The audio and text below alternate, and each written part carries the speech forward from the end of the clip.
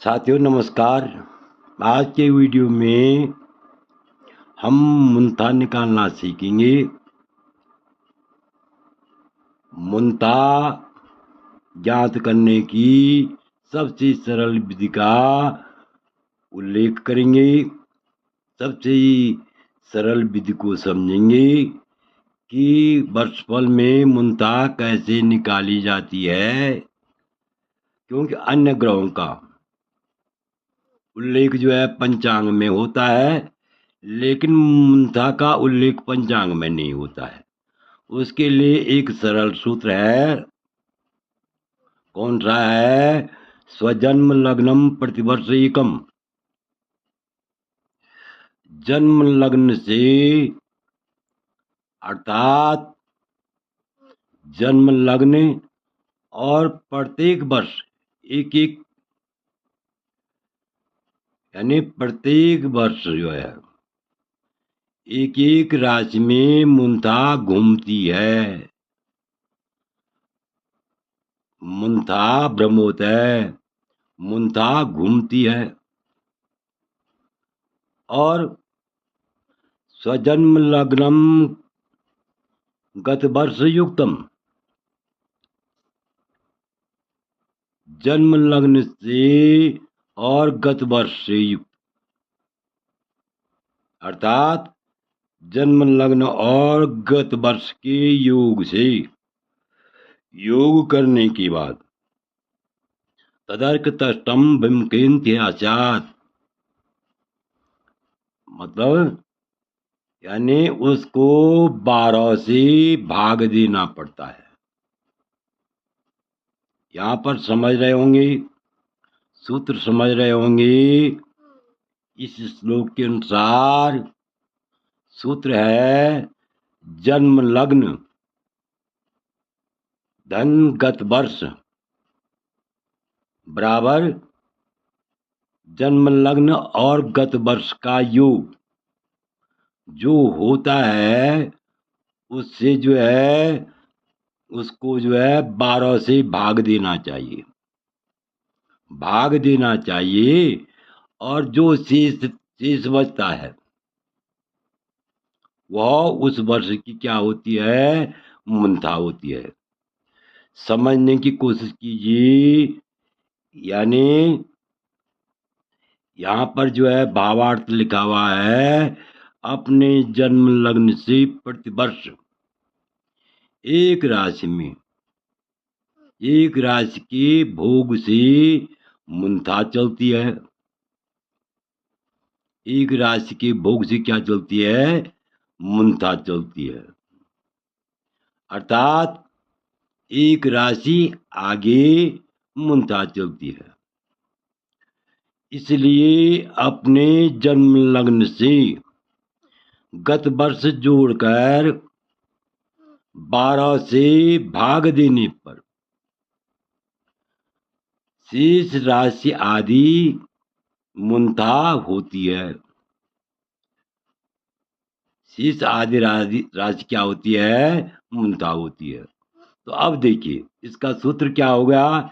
इस श्लोक के माध्यम से और इस भावार्थ के माध्यम से क्या हो गया सूत्र? जन्म लग्न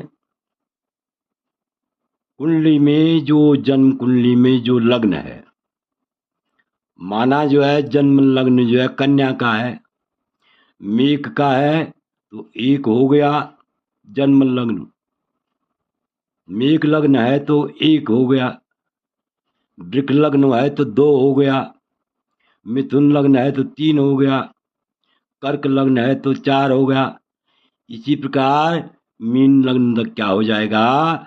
12 लग्न हो जाएंगे। तो जो भी लग्न है, चाहे मेष लग्न है चाहे मीन लग्न है, तो उस लग्न का की संख्या जोड़नी है और गत वर्ष की संख्या जोड़नी है। तो अब क्या हो जाएगा?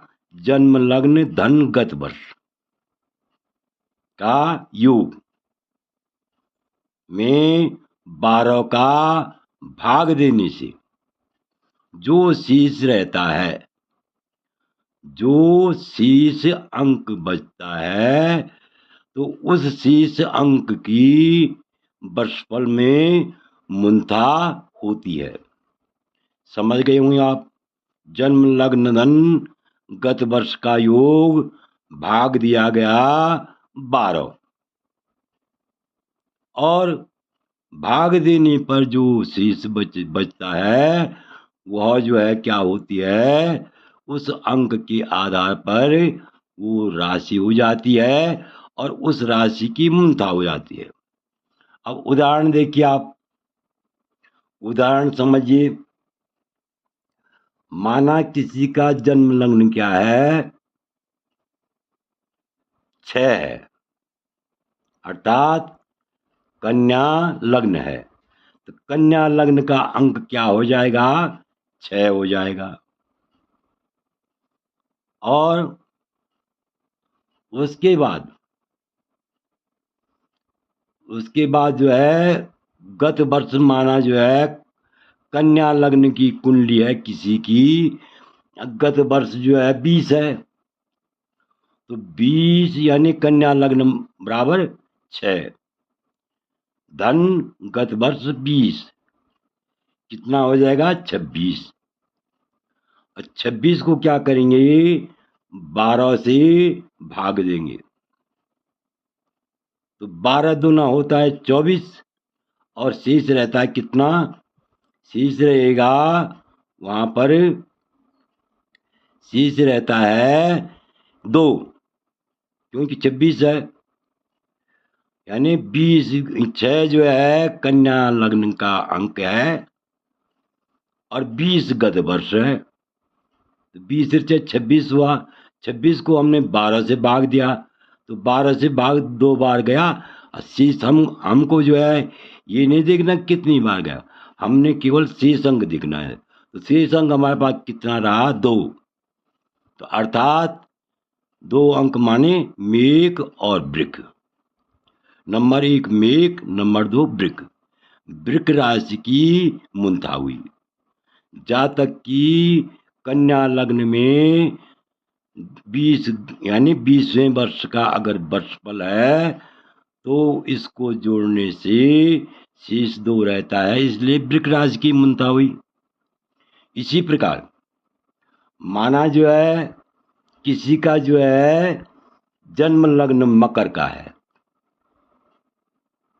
जन्म लग्न क्या है, मकर है, तो मकर का अंक हुआ 10 और किसी का गत वर्ष है 30, किसी का गत वर्ष क्या है 30, यानी उस मकर लग्न वाले जातक का जो गत वर्ष है वो जो है हमने गत वर्ष कौन सा निकाल रहे हैं, हम 30 वर्ष का वर्षफल निकाल रहे हैं। तो यानी मकर में जो है 10 अंक, मकर राशि जो है 10वें अंक की है और 10 में हमने जो है 30 वर्ष का गत वर्ष जोड़ा तो 30 से 10 कितना हुआ 40। 40 में हमने भाग दिया और भाग देने पर, भाग जो हमने दिया उस भाग देने पर जो है 12 दोना यानी जोड़, जो दोनों का जोड़ क्या हुआ योग 40 हुआ। 40 में हमने क्या किया 20 का यानी 12 का भाग दिया तो 12 36 होता है और शेष रहता है क्या, शेष रहता है 4। तो 4 माने मेघ वृक मिथुन कर्क, यानी चौथा क्या हुआ कर्क राशि हुई। तो कर्क राशि की शेष 4 रहा, इसलिए कर्क राशि की मुंता हुई। माना किसी जातक का, माना किसी जातक का